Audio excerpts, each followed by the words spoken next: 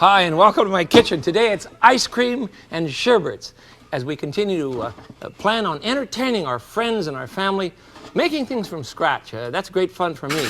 Ice cream, thank you. Ice cream in our time is a very involved thing you buy in a package, and you don't really know the process much anymore. But you remember, if some of you are as old as I, when you were little kids, why someone in the neighborhood had an old ice cream hand crank freezer. Let me show you how that worked and why it worked. The principle is very simple. What you did was to put the ice cream mix, which consisted of eggs and a lot of buttermilk, a lot of high butterfat milk, I should say, good cream, you see, into the drum, and you had ice on the outside mixed with a little salt. Then when you pour it in, and you would turn the crank, and it would scrape the mixture from the sides as it began to freeze, you see? So that in that way, the mixture would fall down upon itself, and it would keep mixing, and it would keep freezing. And after about an hour cranking, why, you could turn to all your friends and say, hey, we're all ready, and we're going to have a grand time. And it was delicious ice cream. Now, the difference between this sort of ice cream, this is really close to what the Italians call gelati. And you know who brought us gelati to this country? You know who brought us ice cream? A fellow by the name of Tom Jefferson. Tom brought us so many wonderful things. I don't know how to thank him, but every time I'm in Washington, D.C., I always stop by his memorial and wish him well and thank him again for the wonderful things he brought us. He brought it to the colonies, served it the first time at a dinner party, and then through the years, the process has changed considerably. We no longer make it in an upright tube, you see, scraping it down, which is the old gelati style, but we do it on the side so that as the drums roll, it's whipped up in air. So we really make frozen whipped cream, much more than we do a solid ice cream. A contemporary ice cream factory is a marvelous thing to see because the process is quite involved and is really very expensive, but it's very beautiful. The equipment is very costly and exciting. I used to work in one. The mix is placed in a small vat. You make the ice cream mix first, and then you put it in what they call a seasoning vat or flavoring vat. He's adding some strawberries, you see, to the mix. You know, all ice cream starts with vanilla ice cream, and then finally into a freezer. This freezer turns out about 250 gallons of ice cream an hour. That's why you can't ever shut the thing off, or it'll just freeze solid on you. I know because I did it once at Arden Farms in Seattle. Finally, the ice cream is whipped then, and then placed into either small cartons or little, we used to do old bricks, but now we do big bulkins for the ice cream store trade. And here you can see the pieces of strawberry in this beautiful ice cream. Just little chunks of strawberry, you see? Oh, when it's that fresh, ice cream is just delicious. The only thing I didn't like about the ice cream factory was going into the freeze room because it's 20 below zero in there, and you can't even walk. Your toes freeze to the floor. It's just desperately cold, but that's the only thing you can do in order to keep the ice cream fresh. So the minute that it's whipped, it is frozen at 20 degrees below, so it's ready right away. Michael, bring me some ice cream from this fellow. This is the Peacock Ice Cream Factory that we just saw. Thank you. The Peacock, let's see what he sent here. Because ice cream, you know, the old strawberry chocolate vanilla is just really gone. What has he got here? He's got a cappuccino. Let's tell you it's not the same old stuff. Fresh peach ice cream. Here's a cinnamon ice cream. It is cinnamon. It's kind of like those red cinnamon candies. That's beautiful stuff. I didn't even know that was here. Pistachio nut ice cream. I would have expected that. That's terrific. Then we have a rum raisin. That sounds good. Here's a club chocolate. Which club did he get it from? I'm wondering. Peppermint candy. Oh, Channing's ready for that one. Here's a maple walnut. Mocha chip. You know, with all these flavors, we still sell more good old vanilla than anything else in terms of flavors. I love vanilla best myself. This is good quality. Well, let me clear a spot and I'll show you how to make some ice creams yourself. There's no reason, or some sherbets, you know. In the old days in France, they used to serve sherbets in the middle of a meal. Halfway through the meal, you'd stop and have a nice sherbet. Sherbets are not terribly sweet, and they're not made with a lot of butterfat, so that you can have a good time with them and not consider it fattening. The difference between a sherbet and a sorbet is, one, arrogance. It's a French term. I hate to see it in an American menu, but there is a difference. Generally, sorbets or French sherbets have egg white in them, and American sherbets have a little bit of milk in them. Not cream, but a little bit of milk. Let's make one. I have a marvelous thing for you to taste. You better see the equipment first, huh? In our time, we can use the old can cranker, or you can spend just spend a fortune on an electric gelati maker. They run around $300. Or here's an interesting one. This one is, but you have to have the refrigerator. This one is literally a gelati maker. this dome you refrigerate first, you see. You see it has ridges so that the thing can really get cold. And then you put the blade in, and you see the blade works just like a regular gelati maker. It scrapes it off the sides. It does not roll it on its side. That's how you get air into it. In our country, legally, you can put 50% of air into your ice cream and up. That's what the law says. So it can be, when you buy a package of ice cream and you melt it down, you may have only a cup in there if they whip it full of enough air. But it must contain 10% butterfat in order to be called ice cream, or up to 14%, then you can call it catering ice cream. That's the good stuff. And you just blow up like a balloon. So we do not control the amount of air you can whip into ice cream. High quality ice creams have very little air in them, much less. Gelatis have no air at all. So this one works well. And you just plug it into your refrigerator in the freezing unit. No, you can't buy these without the refrigerator. But it works very well. I'll show you how to use one. Because I want to make a wine sherbet for you. Let's see. No, I'm not putting, am I putting any milk in there? No. Yes, I am. Some cream in this one, so it is a sherbet, an American sherbet. First of all, we want a bowl, and I'm going to add 2 cups of very dry wine, dry white wine. You can add a dry Sauterne if you like, and if you're really wealthy and just crazy as a loon, you can use champagne. I say that because I developed this recipe for one of my restaurants years ago, and the fellow that wanted it for dinner wanted a champagne sherbet. And I told him it was too expensive to make. There's no reason to use good champagne. You can use Sauterne instead. Well, he wasn't happy with that. We did use the Sauterne. He absolutely loved the evening, and that's what I want you to do. Now, I'm going to add to this, to the 2 cups of Sauterne or dry white wine, the juice of 2 lemons and 1 orange. Got that? Then we need 1 cup of sugar. Here we are. 1 cup of sugar. And to that, we're going to add 1 cup of water. And then we're going to add half a cup of cream to flavor it. Or you can use milk. If you want a low-cal dessert, you can use a nice milk. Where's the cream? Here it is. I'm just going to use a little bit of cream here, handy. It makes a very rich one. There, that should do it. Now, you don't have to do a thing to this except to stir it and put it in the machine. If you're really wise, you'll chill this first, because the machine can only do so much, and it will quicken the process if you will refrigerate it first. Refrigerate this first, the bowl, the mix. That's the word we used to use.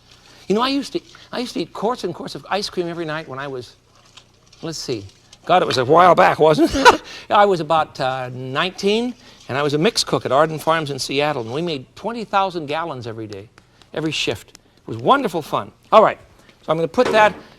Ralph, will you trade machines with me? You've got the one out of the freezer already, and will you put this one back? Here you go. Thank you, sir. Got it? Hold on, now that's going to spill. You got it? Okay. Do you understand what we're doing? He took one out of the refrigerator. Yes, obviously I have another refrigerator down the hall, which is where it should be. And let's see how it came out. See how this came out. This is an interesting thing. Oh, it looks perfect. Let me get a spoon. What did I do with them? Here they are.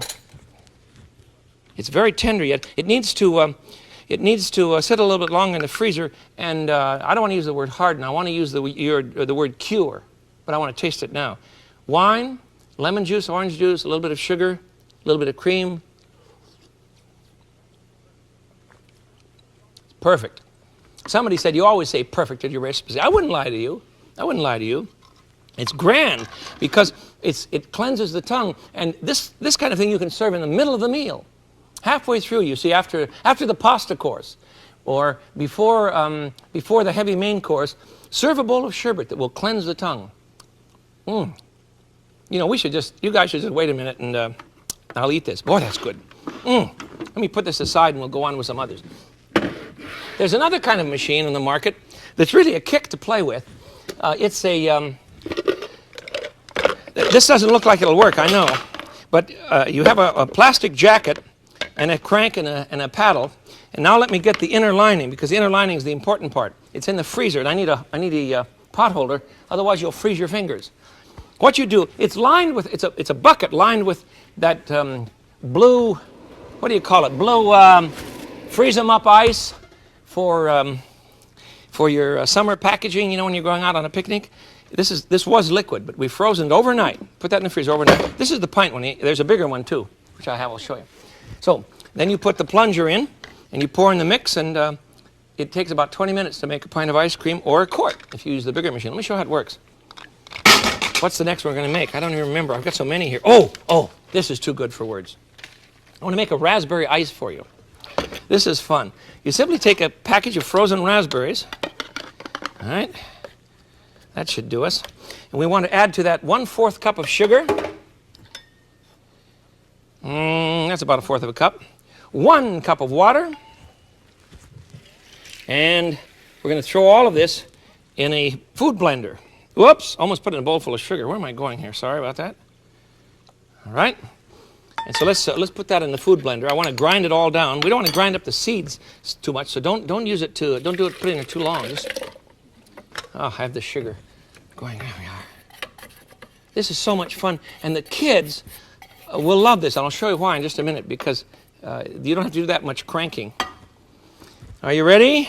Well, I don't know whether this has so many gears on it. I don't know if to put it on wash, rinse, or dainty things. Let's try this one. There we go.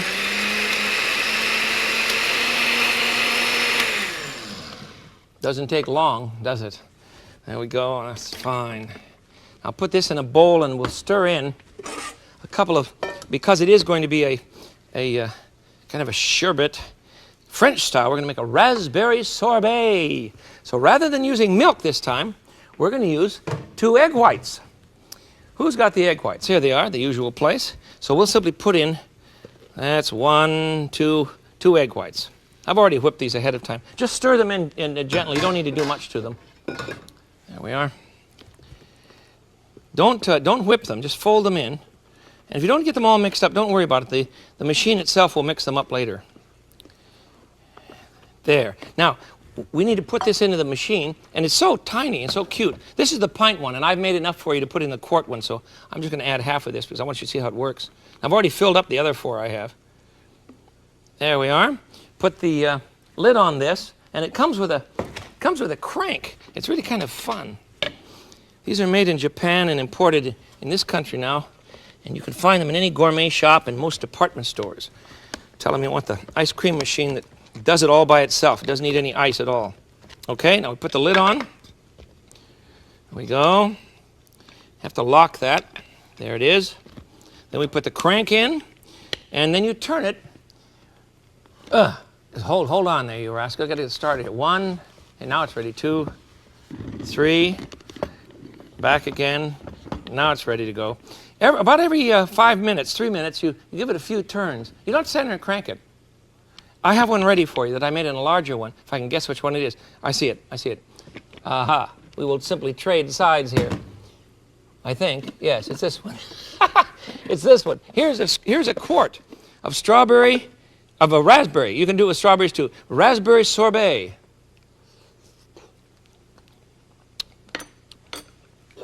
I would serve that right in the middle of the meal. It's very little sugar content. You notice it'll sit in this thing. You see the jacket around this thing is thick enough so that it will hold it for some time. You've got about 1 inch here, around the ice cream of that ugly green or ugly blue freezing material. So it'll make a nice ice cream, and it'll hold it until you want to serve it for dinner. All right, 1. Now, 2. We have 2 going, don't we? We have 2 already. Now, the third one I want to make for you is the thing that will crack up the kids. You want to cut up a watermelon. I'm not going to bother with this one. But cut up your watermelon, take out the seeds, and you'll get a whole bowl of, this is half a watermelon, you get a whole bowl of watermelon juice. I want some pulp in this, you see? See what I have? So don't do too much with it. What we've done here is to run it through a cone. This is called a China cap. I don't know why it's called a China cap, because no one in China, you see it? The pointed cap? No one in China has ever worn such a thing. And why the French call this a China cap is beyond me. But it's great for sieving things, you see. And that will keep the seeds in here, and the juice will come through the bottom, and that's what we want. We want just the juice. You see, it doesn't even fit. It's a horrible idea. Besides, it's insulting to the Chinese. They've never used such a screwy thing.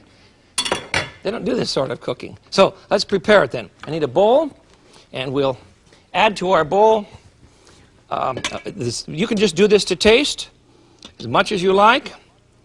We have watermelon juice, or watermelon itself, all whipped up. I put it in the food blender. You see, to puree it so that it's not quite, what's the word, smooth. I don't want it smooth. In France, you don't make a sorbet that is totally smooth. We want everything smooth. We even filter our wines in this country. Yuck! You don't want to do that. In France, they like things to be a little grainy when it comes to ice creams and ices. And that's very attractive to the Americans, tourists, when they go over there. Now, we need a tiny bit of salt in this because the watermelon is a little bit different creature than our normal fruits. Just a little bit of salt to support it.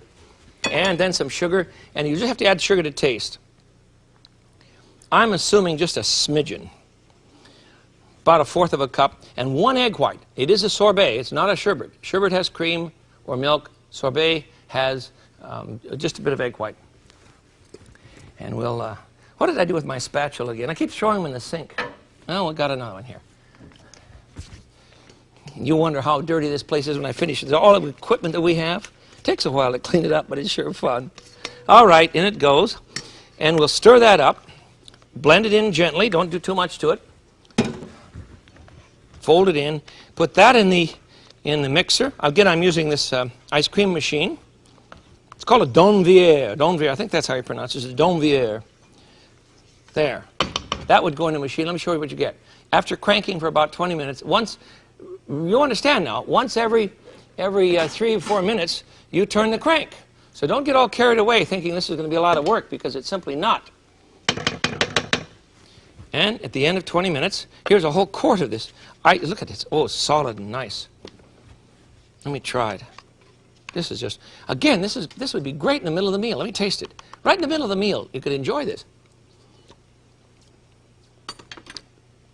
Channing, if you're watching, son, this is it.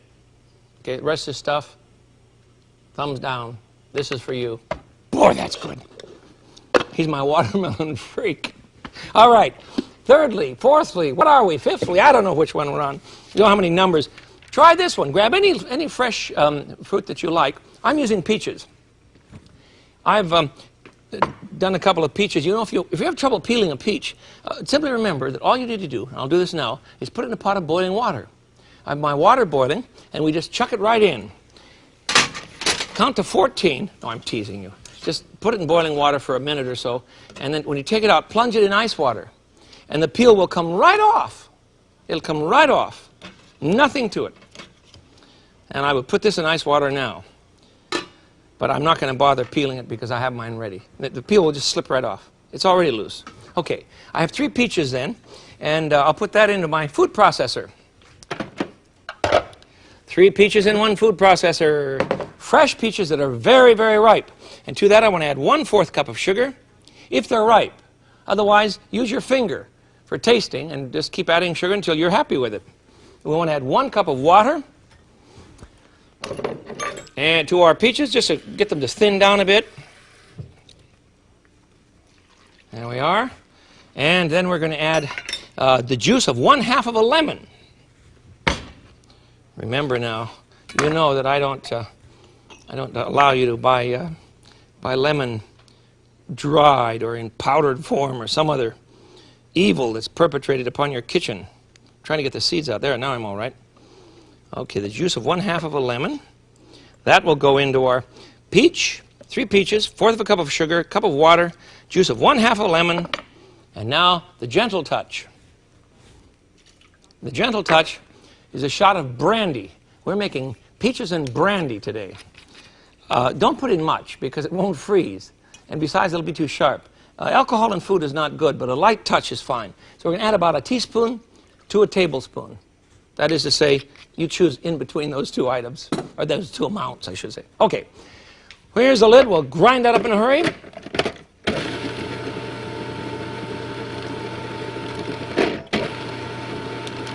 I'm going to have to let that run for a while.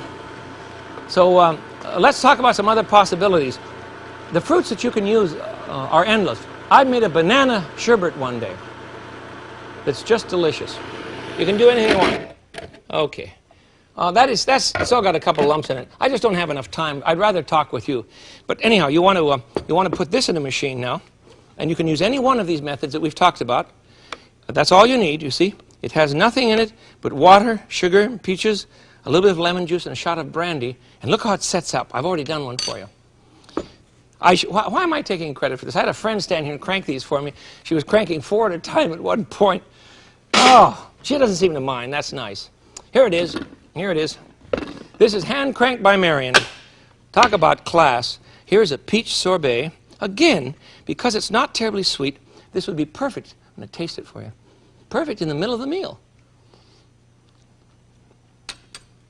It's just like eating a fresh peach that's undergone complete reprocessing with ice. Wonderful dish. Oh, that's good. That's good. All right, I haven't done any desserts. I keep talking about the middle of the meal, but I want you to understand that it's easy to prepare things that will help the meal in two ways. One, it will refresh the palate and thereby relax everyone. And two, it will extend the meal.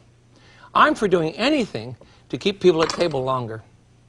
The idea of the American hit-and-run dinner, you know what that one is? You take a big plate, you fill it up with food, you sit down, you go, hit it! And then everyone eats, and then they're gone. That's not eating. That's not dining. It may be eating, but it's certainly not dining. All right, a dessert. I used to eat ice cream by the gallon all the time, every night at Arden Farms when I was very young. I was trying to gain weight. Can you believe that? What a silly thing to be doing. So I ate about 2 quarts of ice cream a night. But I've never come across a flavor as good as this one, and I'm going to do it for you now. I'm going to use fresh ginger. Excuse me, it's not fresh ginger. I was trying to say preserved ginger. I need a spoon here. Let me find one. There we go, to get this out of the... Oh, I better clean off the block, too. I'm going to dice this up. The ginger comes in little cubes. Well, that's already been diced up here. But you see how the little cubes? And I want a good fat tablespoon of diced ginger. Maybe even more. So we'll dice this up. Keep those fingers bent under. You're just waiting for me to chop my thumb off someday, I know. Wouldn't it be awful on national television to go, owie! Okay, there we are. We went too fine. Now we're going to put that into a legitimate ice cream. And I'll tell you how it's done. Let me get this syrup off my hands, or I'll stick to the counter and the board and my apron and everything else. Now, to our cream, which will consist of 1 pint, and that will be 2 of these. We're going to add our ginger. That one's been used. Where's a full one? Here they are, 2. Got all this cream sitting here. 1, 2. Okay, that's 1 pint of cream. There we are. I'm going to add 1/8 tablespoon of salt. You put salt in ice cream? Yes, you do. And 1/2 cup of sugar into the cream. And a good fat tablespoon, maybe even more, in the way of the ginger. You see, this is the ginger we chopped up already. This is what they call preserved ginger. It comes in syrup. There's also another product in the market called dried ginger or sugar ginger, crystallized ginger. You can use this if you can't find the preserved ginger, but soak it in water first, hot water for a while, so that it moistens up. It's very, very dry this way. And I like the preserved better, much better. Now, I would warm this over water, over a water bath on the stove, or over very, very low heat until the sugars dissolve. Just warm it for a short time. Do you know how hot milk gets when they pasteurize it? It's exactly 180 degrees. That was a process reached by Louis Pasteur. Do you remember all that? 180 degrees will kill off any buggy poos that are in the milk, but beyond 180 degrees it changes the flavor. So I don't want you to cook your ice cream. It just won't be as fresh and nice. There we are. Now that, again, will go into any kind of the ice cream maker you want to use. You can use the hand crank, you can use the refrigerator method, or you can use one of these ice cream machines. And let me show you what you get. I have one already for you again. Sorry about that. I found it. I found it. Here it is. And one more clean spoon here. This is ginger ice cream. Oh. Ginger, obviously this is a dessert course. This is not for sharing in the middle of the meal, because it would simply wear you out. That is so smooth and so rich.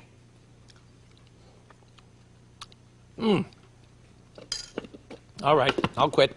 Let's lay these out here for you. I have here, I think I have them out. Just the colors alone are exciting. Okay, let's start with the raspberry. Okay, I've got them. There. What's the point of our time today? It is this. You must understand that you don't have to get stuck with ice cream just as a dessert. you can begin to make your own sherbets. You can put anything you want in one of these machines. I made one with just apple juice one night, nothing more. Just cranked out apple juice and we served it right in the middle of the meal. It was light, it was refreshing, it was just terrific. Maybe a pinch of lemon juice, squirt of lemon juice will help brighten the flavor. But understand that it's much better for you to feed your children that kind of dessert than the sort of thing you get in one of those frozen dippy bars, you know, that all that artificial chocolate on the outside or ice milk milkshakes at the drive-in. Those milkshakes have less butterfat content than a glass of milk. They're made of nothing but stabilizers and nonsense. Make your own sherbets, you see, and serve them to the kids anytime you want out of their favorite juices. Isn't that a neat idea? You can make them out of orange juice. Just crank it in here. Put the thing in the refrigerator the night before, pour it in, turn the crank, and they have orange sherbet, maybe a little milk, you see, to make an orange sherbet, and they think they're living high, and they should be. Get them off all that sugar and off all that other butterfat. So today I prepared for you, we'll get all the lids out here. Today I prepared for you a raspberry sorbet, a peach sorbet, a watermelon sorbet, a ginger ice cream, and a champagne ice, all for the celebration of sherbets and ice creams at the table. And I urge you to join us again next time when we'll cook some more. Till I see you again, this is the Frugal Gourmet. I bid you peace. Bye-bye.